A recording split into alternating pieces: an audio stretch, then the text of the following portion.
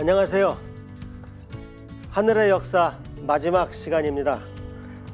오늘은 우주시대 우리의 나아갈 길이란 제목으로 같이 공부하시겠습니다.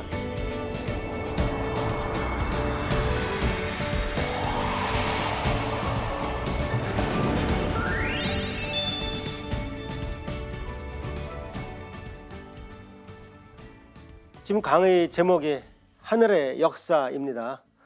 우리가 역사를 왜 공부할까요? 어떤 사실을 애우고 아는 척 하려고 하는 걸까요? 아닙니다. 하늘의 역사를 공부함으로써 어떻게 하면 우리 배달민족이 우주시대에 더 훌륭한 영성 문화를 지닌 그 세계를 이끌고 가는 그런 나라, 민족이 될 수 있을까? 그런 결론을 얻기 위해서 지금까지 공부했다고 해도 과언이 아닙니다. 그래서 이제 그럼 우리가 어떻게 살아야 될까? 그런 얘기를 마지막으로 논해보고자 합니다. 먼저 여러분들 이제 태극기가 달리 보일 것입니다. 우리는 인류 문화유산 국기를 가진 나라입니다. 지금 아직 인류 문화유산으로 지정되진 않았겠지만 인류 문화유산이죠. 왜? 테오보키의 그 우주, 이 태극을 그대로 우리가 국기로 가진 겁니다. 고종 황제께서 박영효한테 이런 국기를 달고 가라, 가져가라 이렇게 말씀하셨죠. 근데 이제 여러분 다 공부해서 아시죠? 동서남북으로 천문사계가 있고 대각선 방향으로 지리사계가 있습니다. 근데 박영효가 가는 과정에서 지리사계를 뺍니다. 대각선의 4개를 빼고 천문사계를 남긴 사계 국기를 결국 가져가게 됩니다. 그러니까 우리 국기의 원래 모습은 저거예요. 여러분 저기 뭡니까? 꼭 정말 털 뜯긴 닭 같지 않습니까? 근데 우리가 해방 후에 정부가 수립되고 나서 이 천문사계만 남은 국기를 이렇게 아주 잘 디자인했습니다. 어느 어르신인지 정말 얼굴 좀 한번 뵙고 싶어요. 이 태극기를 이렇게 이쁘게 디자인한 것입니다. 그 다음에 더 신기한 것은 이 태극의 지름을 1이라고 할 때 이 효의 두께는 12분의 1, 그 사이 틈바구니는 24분의 1입니다. 여기는 길이는 2분의 1, 요 폭은 3분의 1, 거리는 4분의 1. 얼마나 참 조화롭습니까? 마치 피타고라스의 우주를 보고 있는 느낌이에요. 그래서 이렇게 이쁘게 아름답게 디자인해놨기 때문에 우리가 이 국기에서 느끼는 허탈감을 덜 느끼는 겁니다. 그러나 다시 이제 우리가 해방이 되면 요거 4개는 북한 몫이다 하고 다시 이리 돌아가야 합니다.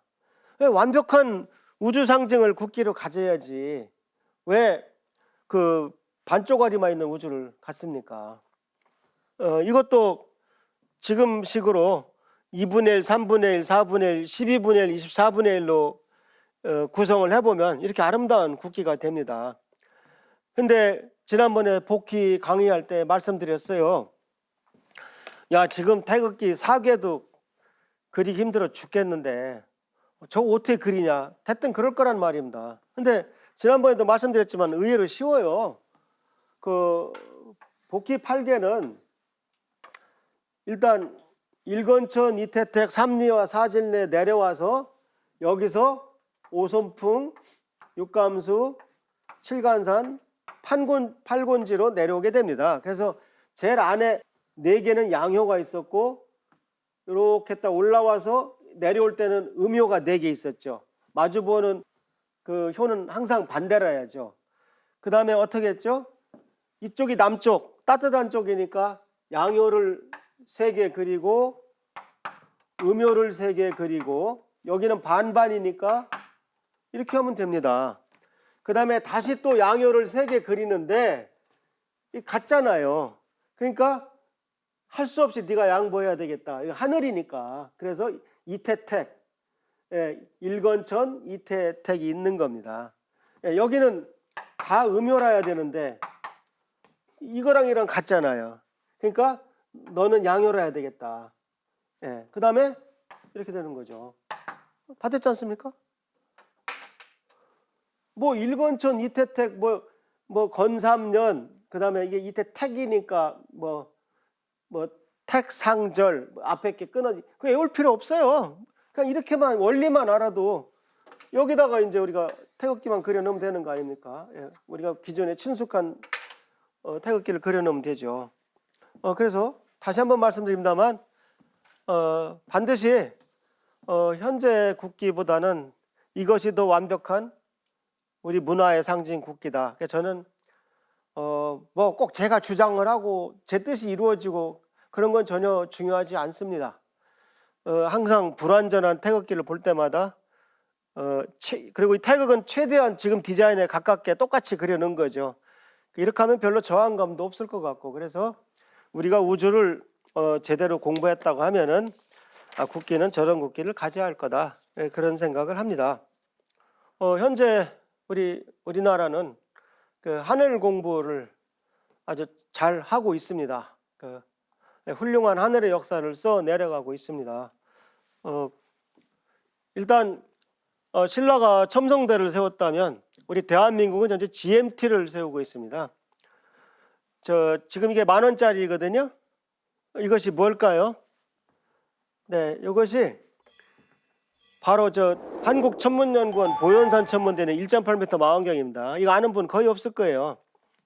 우리 10,000원짜리는 국보 228호 천상열차 분야지도가 바탕에 있고 국보 230호 혼천리가 여기 있습니다. 그 다음에 이것이 바로 보현산 천문대 1.8m 망원경입니다. 바로 이 망원경이죠. 다시 한번 보실까요? 이 모양이 이 모양입니다. 네, 확인하셨죠? 네. 그래서 지금 보현산 천문대가 어디 있냐면 영천시와 청송군 사이에 있습니다. 지금 요 안에 우리 지금 이 큰 망원경이 있습니다. 그래서 우리 10,000원짜리 뒷면은 우리 훌륭한 그 천문학 그 전시관입니다. 그래서 제가 옛날에 조폐공사 고위직으로부터 제 강의를 들은 분이 처음부터 이거 디자인했다는 말을 듣고 저는 굉장히 지금 개인적으로 행복해하고 있습니다. 역시 천손의 나라 화폐가 이 정도는 돼야죠. 여기서 아까 GMT라고는 말씀드렸는데 바로 이것입니다. GMT는 자이언트 마젤란 텔레스코프라는 망원경인데요. 이게 지금 지름이 25m가 넘습니다. 이 거울 하나가 지름이 8.4m인데 8.4m짜리 7개가 모여서 이렇게 꽃 모양으로 모여요. 이쁘죠? 그래서 25m 차세대 망원경이 됩니다. 이게 얼마나 크냐면요. 지금 이게 사람입니다. 여기 서 있는 게 사람이거든요. 그러니까 이 사람 입장에서 보세요. 이 20층 건물이 넘습니다. 높이가. 그래서 저는 제가 이 자리에 서서 이걸 올려다보는 꿈도 벌써 몇 번 꾸었습니다. 정말 감개무량해요. 지금 그래서 무슨 말이냐?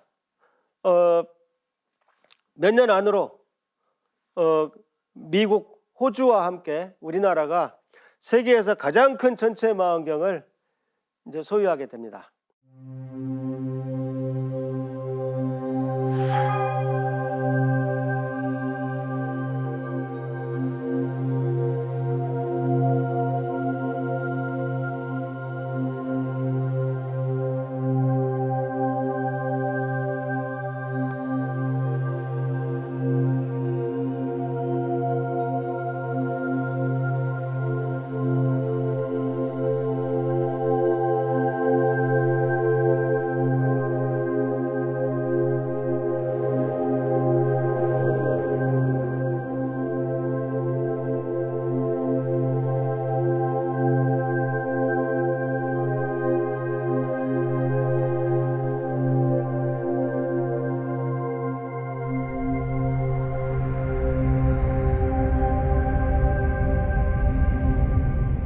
일본하고 중국은 지금 다른 프로젝트에 줄 섰는데 우리보다 더 오래 걸릴 것 같아요. 그다음에 그쪽은 이런 통거울이 아니고 굉장히 그 잘게 나뉘어져 있는 정육각형 거울입니다. 그 벌집 구조하고 똑같아요. 그래서 그 조합 거울이 성능이 떨어진다는 건 잘 알려진 사실이거든요. 그래서 아마 우리 GMT가 훨씬 더 우수하지 않을까 그렇게 좀 생각해 봅니다. 그래서 제가 한국천문연구원장 시절에 제가 사인을 해서 이 망원경 이 사업이 성사가 됐습니다. 이 망원경이 당시 가격으로 약 1조 원짜리인데 우리나라가 1,000억을 부담하게 됩니다. 그러니까 10% 지분이 우리 겁니다. 그래서 우리가 이름까지 정할 수는 없어요. 어떻게 10% 내고 이름까지 정하겠습니까? 근데 기존에 추진하던 그 망원경이 안데스 산맥이 있습니다. 그 안데스 산맥에 여기 보이는 이 망원경이 마젤란 망원경입니다. 마젤란 망원경은 6m짜리가 2개가 들어있어요. 근데 이번에 만드는 것은 이제 자이언트 마젤란 텔레스코프다 해가지고 요 봉우리 마주보는 요 봉우리에 지금 우리가 세울 예정입니다. 지금은 많이 공사가 끝났고 지금 거울도 거의 다 완성이 돼서 이제 곧 조립 단계에 들어가게 될 것입니다. 그렇게 되면은 옛날 그 천문 종주국의 우리나라 위상을 현대에 이르러서 회복한다고 해도 과언이 아닙니다. 그래서 저는 이제 천문학자로서 할 일은 더 없나 보다 했는데 강의 드린 것처럼 역사와 관련이 있어서 오늘 제가 이 자리에 와서 강의하고 있는 것입니다. 그다음에 제가 한 일 중에 하나는 또 천문법을 만들었습니다. 우리나라가 놀랍게도 지금 양력에다 음력을 병행하는 법적 근거가 없었어요. 그러니까 음력을 쓴다는 법적 근거가 없으니까 어떤 정부는 음력을 없애려고 했습니다. 물론 나쁜 뜻이 아니라 우리나라를 식민 통치했던 일본이 그 메이지 유신 때 동양 거를 다 버렸단 말입니다. 그러니까 한의학도 버려, 음력도 버려. 그래서 어쨌든 강국이 됐다고 우리가 오해를 하고 우리도 동양 거를 다 버리고 서양처럼 되자 한때 그런 생각을 가졌던 적이 있어요. 그래서 설날을 우리가 구정이라고 하면서 구정이란 말 뉘앙스가 이거 빨리 이제 우리가 버려야 될 거다, 옛날 거다, 그런 것이 포함되어 있습니다. 그래서 이제 신정, 그래서 심지어 설날 근무한 적도 있어요. 그랬다가 야 이건 너무 심하다 싶어서 민속의 날이라고 하루 놀다가 과거는 아닙니다만 하여튼 얼마 전에 3일씩은 놀아야 되겠다 하고 3일 놀게 된 것입니다. 그게 30-40년 전 일이 아니에요. 그래서 이제 그렇게 일제강점기 때 일본이 그렇게 음력을 없애려고 했고 또 우리나라 정부도 오해를 하고 그렇게 음력을 없애려고 했습니다만 어르신들 생신 제삿날을 다 음력으로 챙기는데 이 효성스러운 우리 민족이 음력을 버릴 리가 있나요? 그래서 오히려 국민의 저항에 부딪히니까 차라리 양성화해버린 것입니다. 근데 어쨌든 그 음력에 대한 근거가 없더라고요. 그 다음에 윤초라는 것이 있습니다. 지구 자전이 점점 늦어지기 때문에 몇 년에 한 번씩 윤초가 들어가야 됩니다. 지구 자전 주기가 1초씩 길어지는 거예요. 이게 한 번 들어갈 때마다. 근데 이것도 법적 근거가 없습니다. 시간과 공간에 대한 법적 근거가 없다는 건 그건 무서운 일이죠. 그 다음에 아울러 제가 근무했던 한국천문연구원도 설립 근거가 없습니다. 그래서 제가 원장 때 이 세 가지를 두리뭉술이 엮어서 천문법을 만들었습니다. 그래서 이 자리를 빌어서 제 말을 믿고 천문법을 입법해 주신 국회의원님들, 그 다음에 우리 교육과학기술부 당시 공무원님들 모든 분들께 좀 감사의 말씀을 드리겠습니다.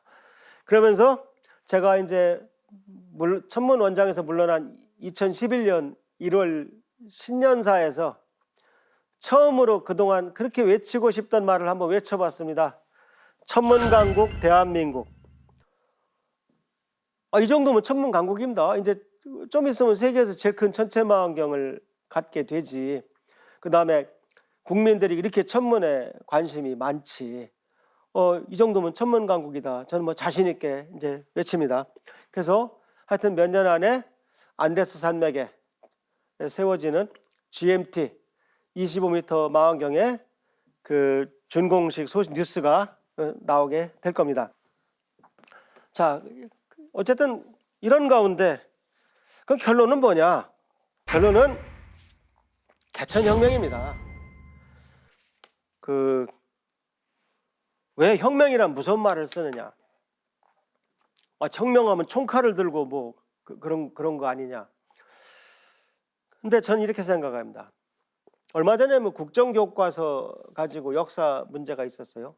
저는 아무 의미가 없다고 생각했습니다. 왜? 국정이나 국정이 아니나 어차피 우리 배달 역사는 나오지 않습니다. 네. 그럼 뭐 그게 무슨 차이가 있겠습니까? 그래서 지금 국민들, 특히 어린 아이들은 우리가 음식을 빨리 배달하니까 우리나라가 배달 나라라고 생각하고 있는데, 다 공부하셨다시피 우리나라 국통맥에서 가장 중요한 나라가 배달 아닙니까? 한국, 배달, 조선, 북부여로 이어지는 우리 국통맥이 지금 죽어서 역사도 개판인데, 어떻게 하면은 이걸 빠른 시일 내에 고칠 수 있을까?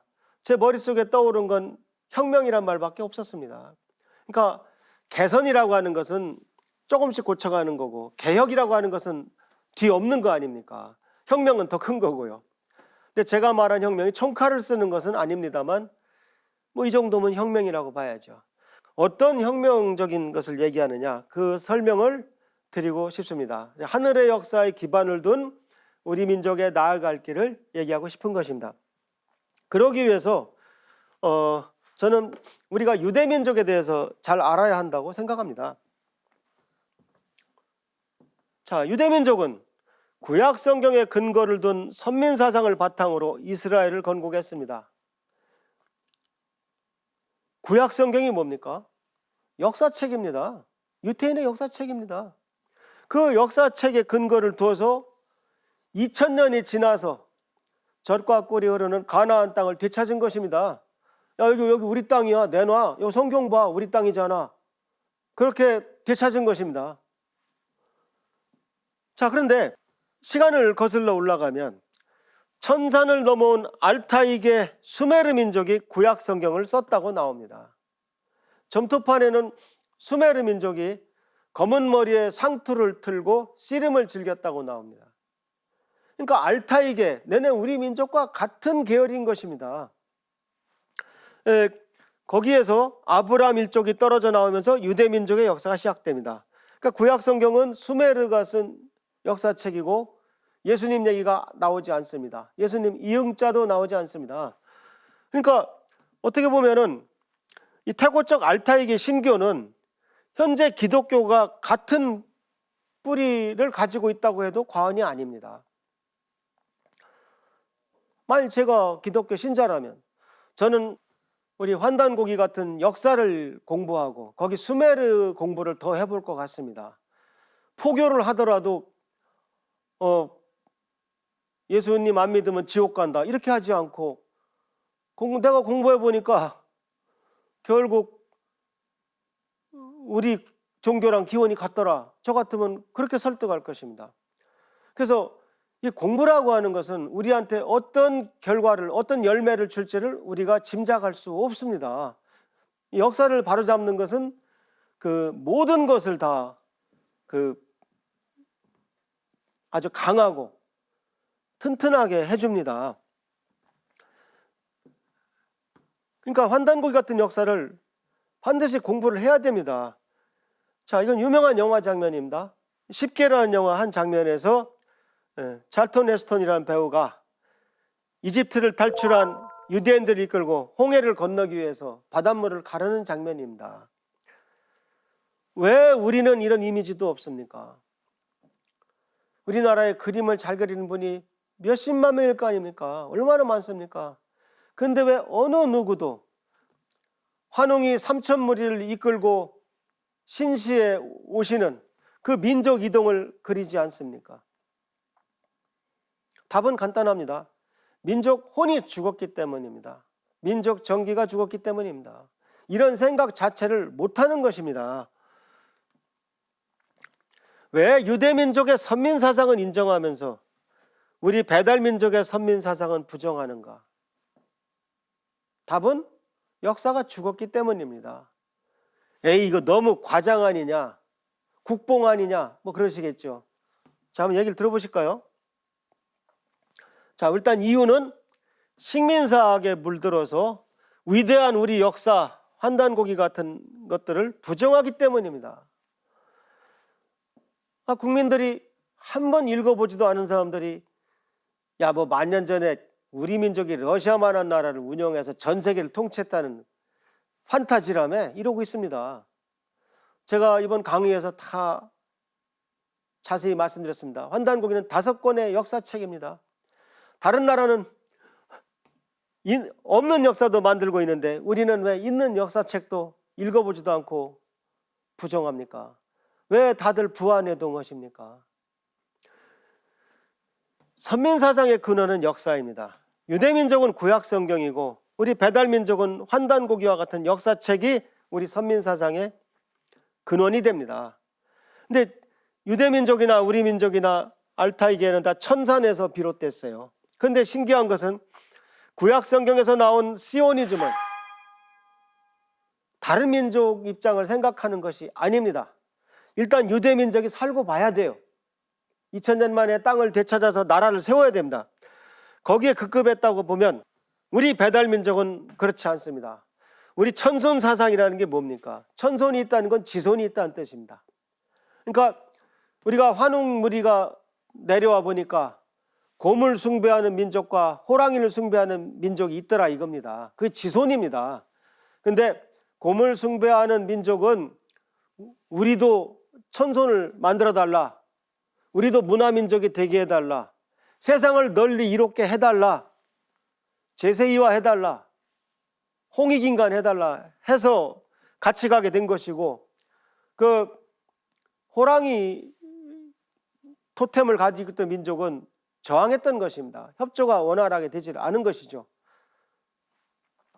그래서 우리는 처음부터 다른 민족의 입장을 고려하는 세상을 널리 이롭게 하는 글로벌한 처음부터 우리는 글로벌한 사상을 가지고 있었습니다. 제가 이런 얘기를 하면 어느 민족이고 다 자기네가 잘났다는 것은 다 있다. 그 중에 하나일 뿐이다. 그렇게 비아냥합니다. 그렇지 않습니다. 저는 우연히 제가 썼던 개천기 4편에서 이런 문장을 제가 발견했습니다. 쓴 지 워낙 오래돼서 잊어버리고 있었어요. 어떤 사람이 설명하는 장면입니다. 천손이 무엇입니까? 하늘의 뜻에 따라 살아가는 사람들입니다. 근데 하늘의 뜻이 무엇인지 알아야 따르고 말고 할 것 아니요.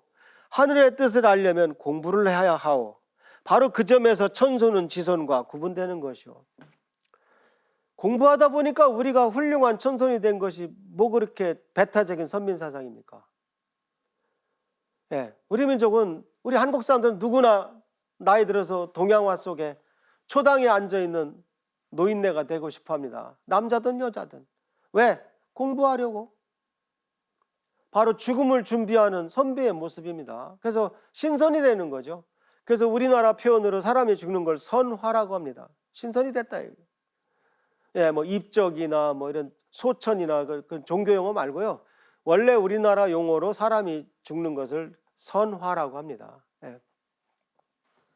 참 무던히도 그 산을 좋아하는 민족이죠. 예, 산이 있고 골짜기가 있어요. 근데 이 옆에다 이걸 하면 신선이 되고 이 옆에다 이걸 하면은 속세, 속무라는 속자가 됩니다. 그래서 우리는 누구나 그 비계인 산 아래 초당에 가서 하늘을 공부하기를 원하고 그런 사람을 선비라고 부르면서 추앙해 왔습니다.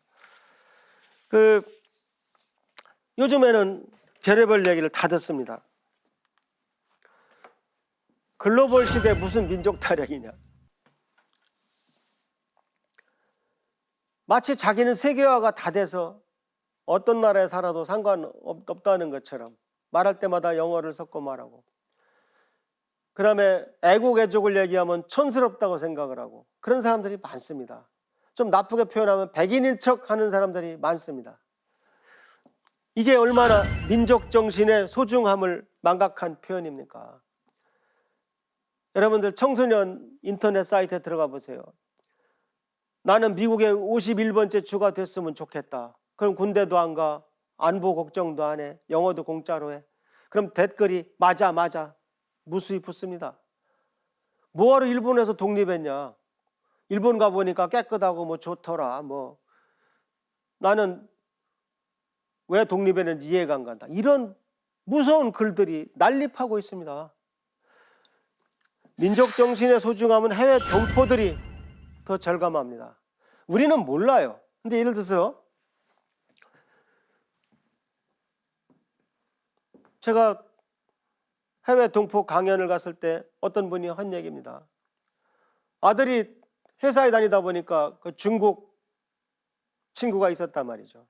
근데 그 중국 친구는 아무런 악의가 없이 야, 너희 나라 원래 늘 우리 식민지였어, 제후국이었어 얘기했는데 뭐 이 녀석아 하고 이제 박차고 일어났다는 겁니다. 그런데 그 다음에 할 말이 없더라는 겁니다. 예.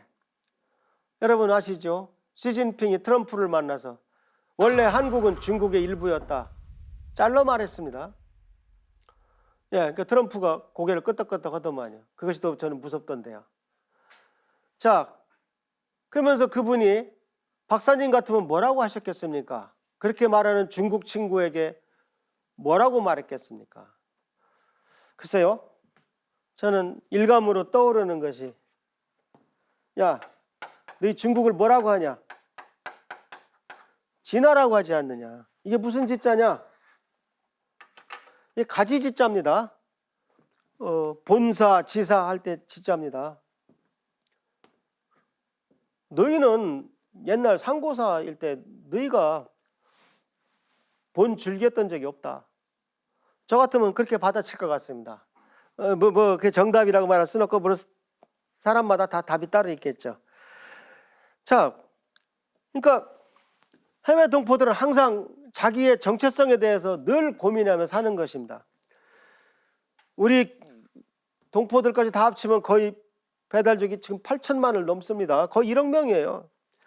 민족 정신은 1억 명에 이르는 전 세계 배달 민족이 생존하는 최소 요건입니다.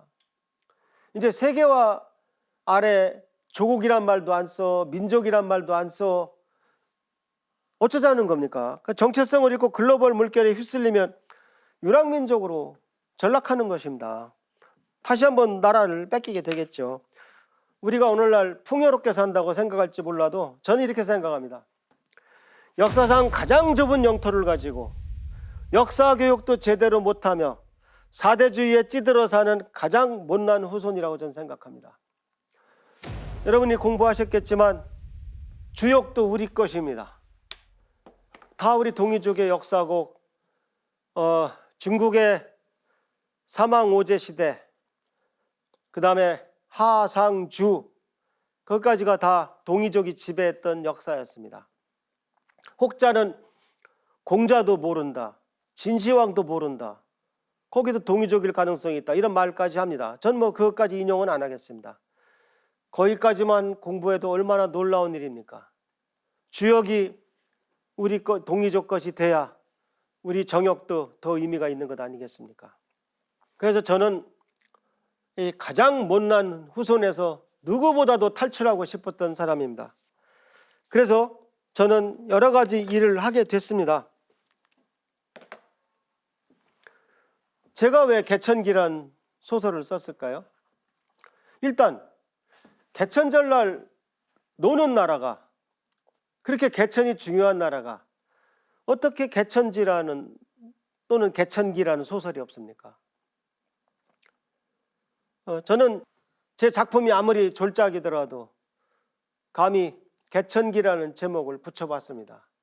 심지어 선택을 할 수가 있었어요. 개천기로 할까, 개천지로 할까.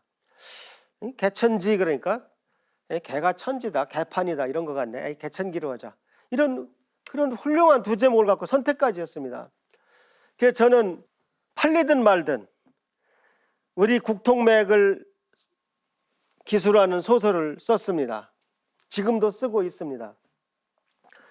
환인환국, 환웅배달, 단군조선, 북부여로 이어가는 이 국통맥을 우리 국민들이 잘 알아야 되지 않겠습니까?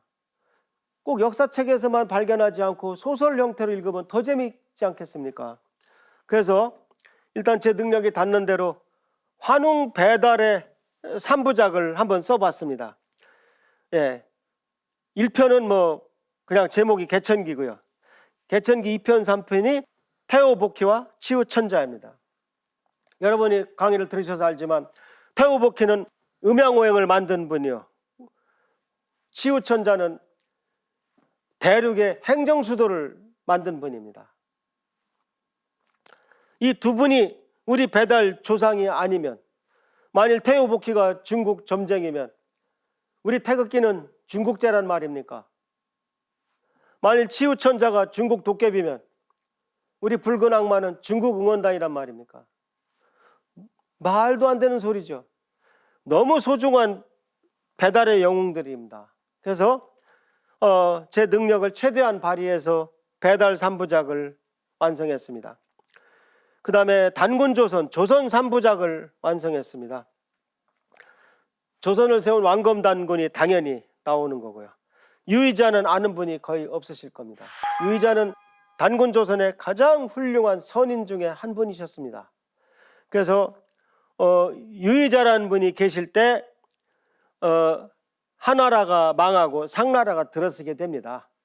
이 하나라는 우왕이 9년 홍수를 막고 건국을 했지만 마지막에 걸왕이라는 폭군이 나오게 됩니다. 바로 주지육림의 주인공인 걸왕이 나타나자 상나라 탕왕이 그를 멸망시킵니다. 그 과정에서 유의자가 관여하게 되고 유의자의 제자들이 관여하게 됩니다. 근데 이 시기가 마침 오송치루 시기하고 같아요.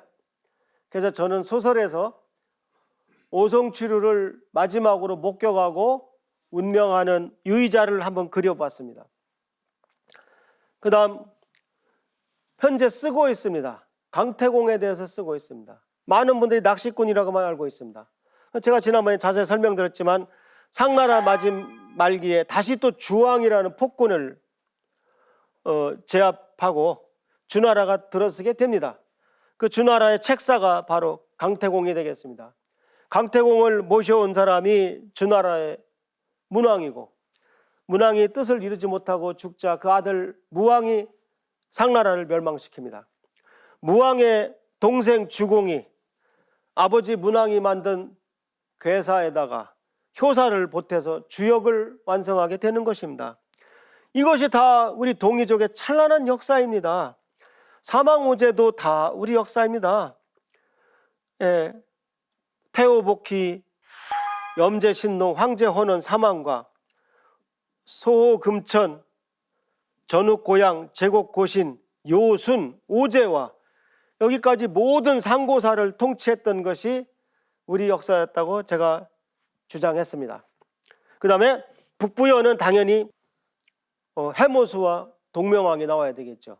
여기서 제가 말한 동명왕은 주몽이 아닙니다. 그래서 이러한 작품들은 반드시 있어야 됩니다. 예를 들어서 중국 사람이 야 태오복희가 한국 사람이라며 태오복희란 책 한 권이라도 있어? 물어보면 어떡하시겠습니까? 딱 한 권 있습니다. 제 책입니다. 그래서 저는 하늘의 역사 지식을 가슴에 간직하고 이러한 소설을 계속 쓰고 있으며 반드시 북부여 2부작까지 저는 써내려갈 것입니다. 근데 시리즈가 8권에서 끝날 수는 없죠. 하늘이 9천인데. 그래서 마지막 개천기 외전을 생각하고 있습니다. 그래서 저는 이 나라를 위해서 반드시 이 소설들을 완성할 것입니다. 이것이 얼마나 중요하냐. 자, 이렇게 한번 생각해 보세요.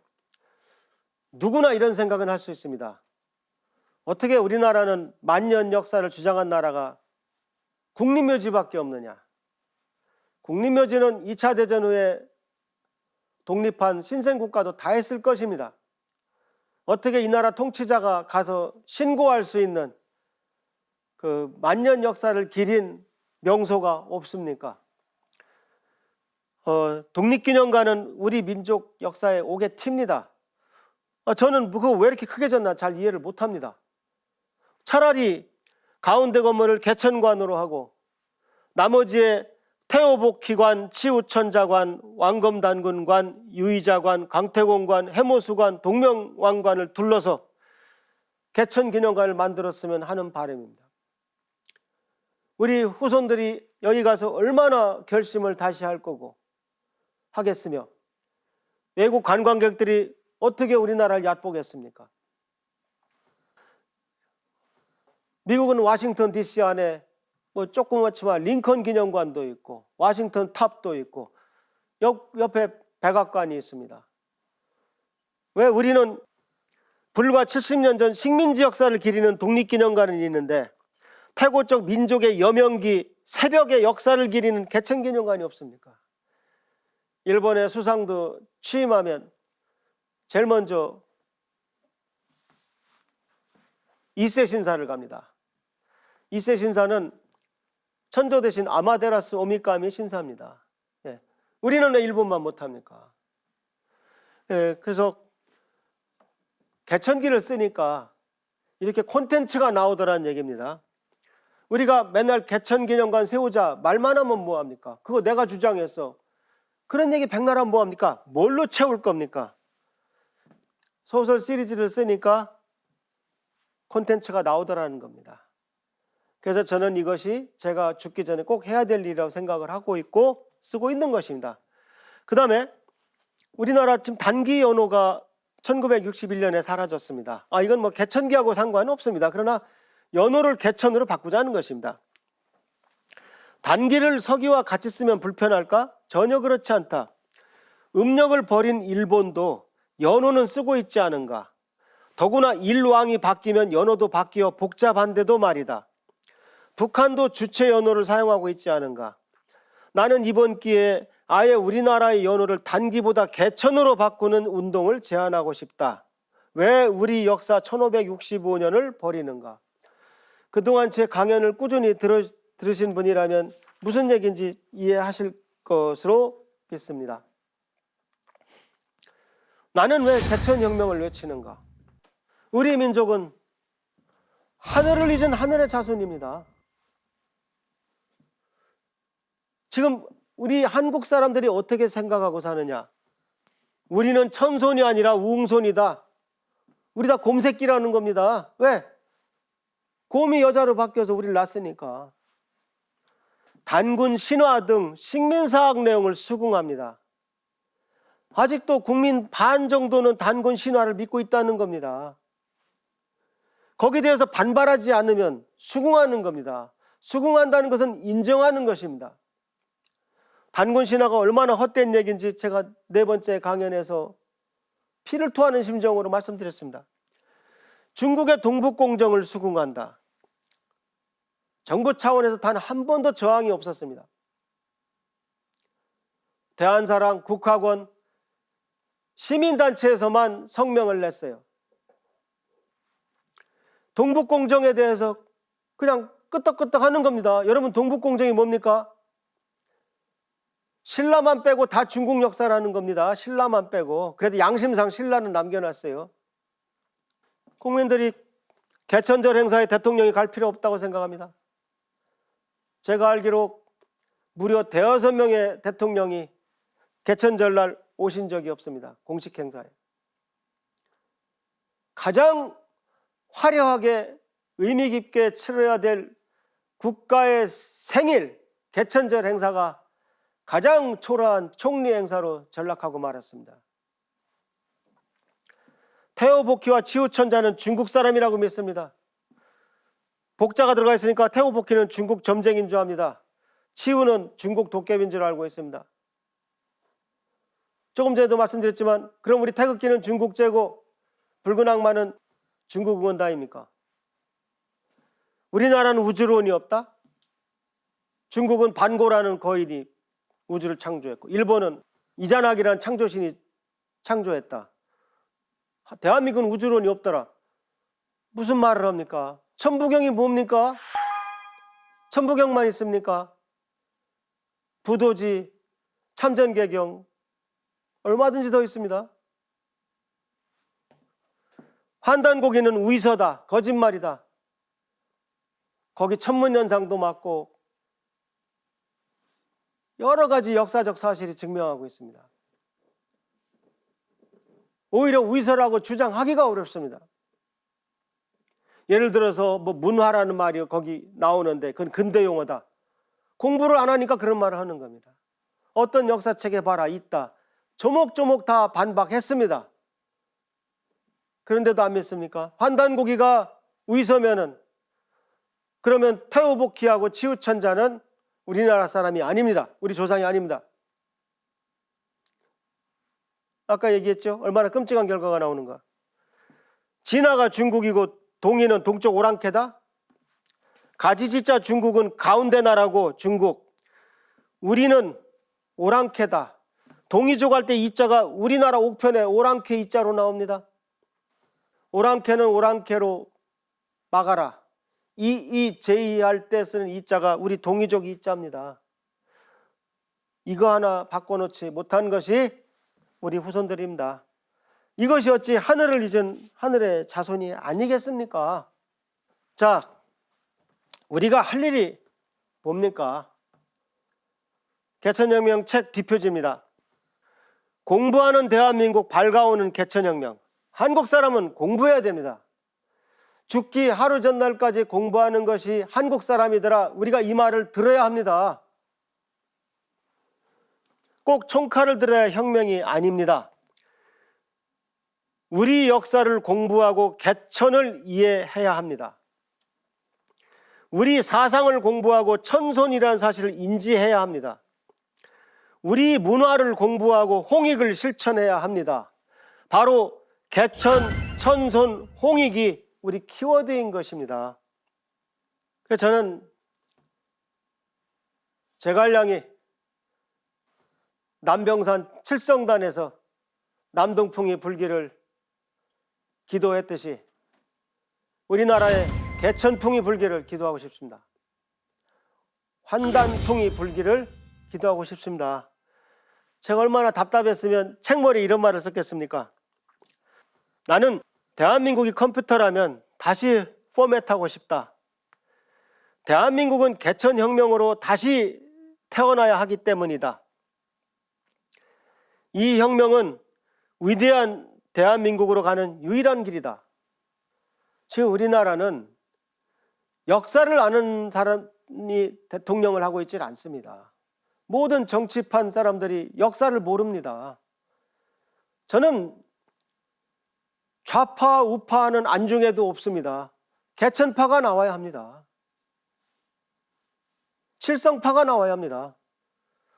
칠성파는 지금 반사회 단체가 이름으로 쓰고 있어서 채택하기는 어려울 것 같습니다만 바로 우리 문화, 순수하게 한국 사람이 한국적인, 오히려 그래서 K 히스토리, K 스피릿, K 코스모스를 퍼뜨릴 수 있는 그러한 국가가 되는 것이 세계화로 가는 지름길이고 가장 효과적인 길이라고 생각을 합니다.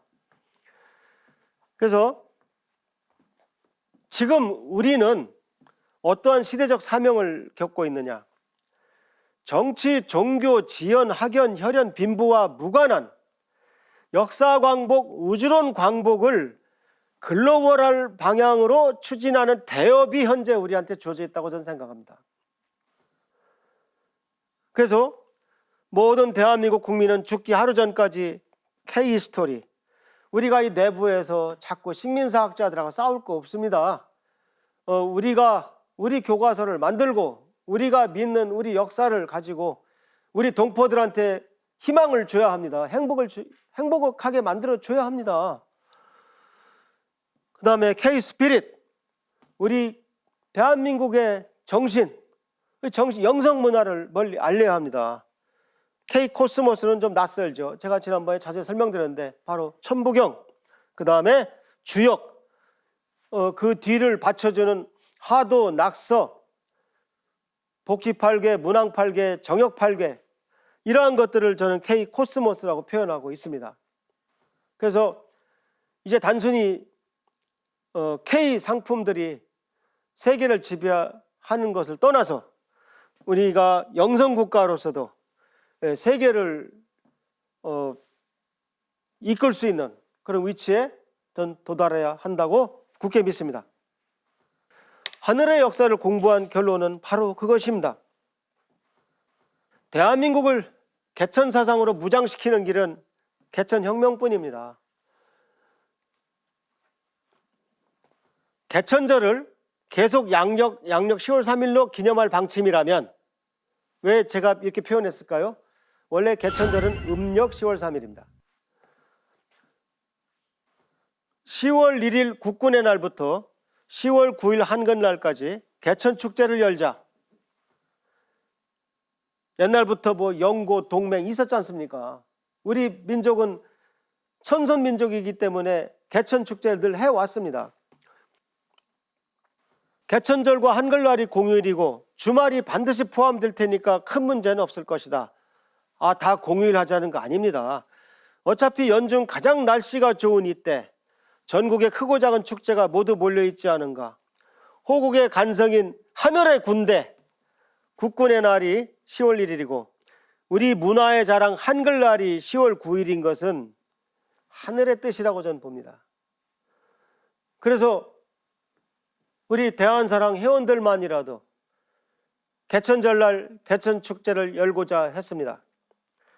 그리하여 개천국민대축제를 2019년 10월 2일 개천절 하루 전날 서울올림픽공원 올림픽홀에서 저희가 한번 열어봤습니다.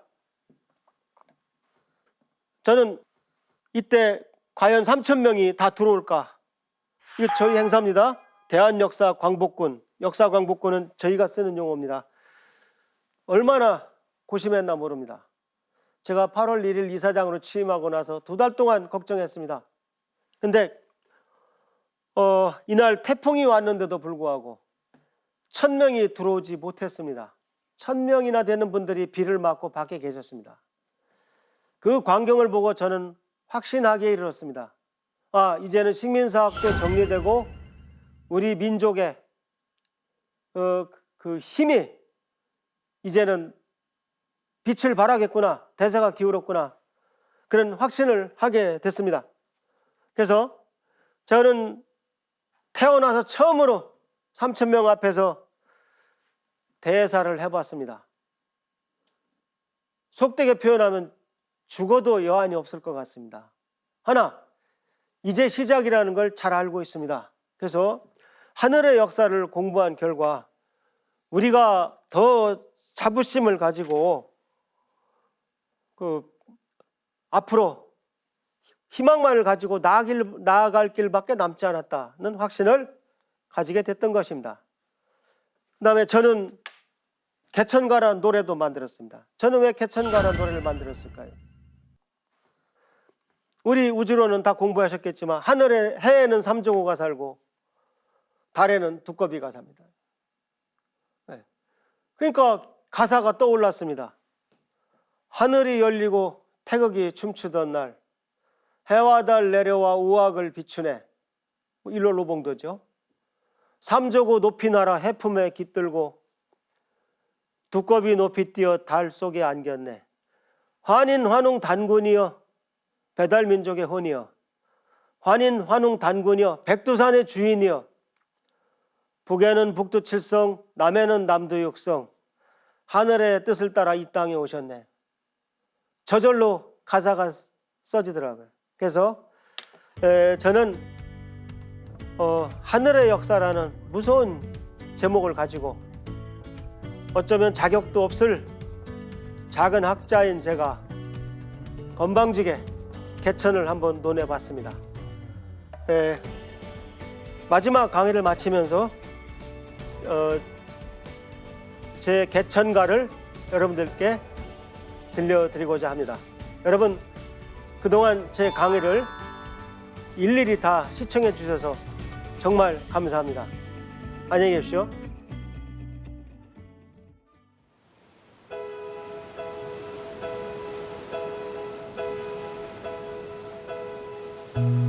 하늘이 열리고 태극이 춤추던 날 해와 달 내려와 오악을 비추네 삼조고 높이 날아 해품에 깃들고 두꺼비 높이 뛰어 달 속에 한겼네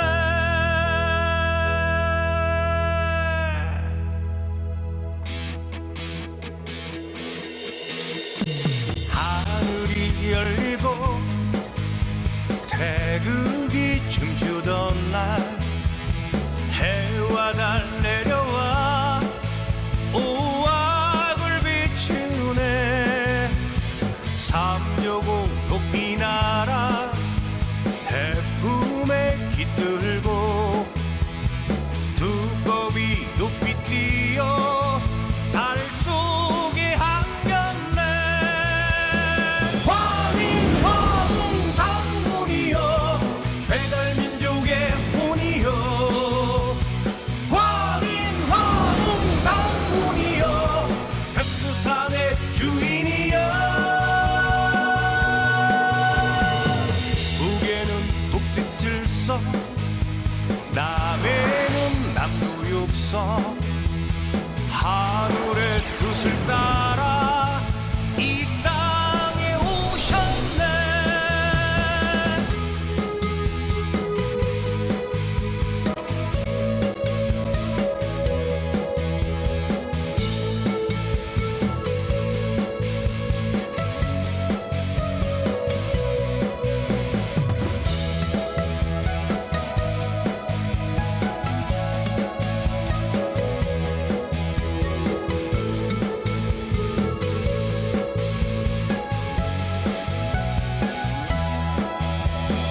환인 화웅 당군이여 배달민족의 혼이여 환인 화웅 당군이여 백두산의 주인이여 정령유작 이상하고 백호형